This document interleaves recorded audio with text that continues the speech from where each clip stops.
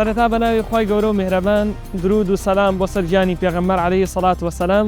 مسلمانانی عەزیز، مژدەیەکم پێ بۆ تەواوی مسلمانان بەگشتی و بەتایبەت دانیشتووی بەرزایەکانی قەیوان.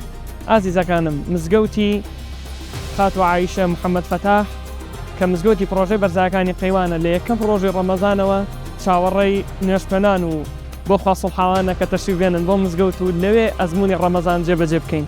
پشت بەخوا ئەمساڵ بەیەکەوە ئەزمموونێکی جوان بەجێ هێڵین بۆ توێشوی قیامەتمان.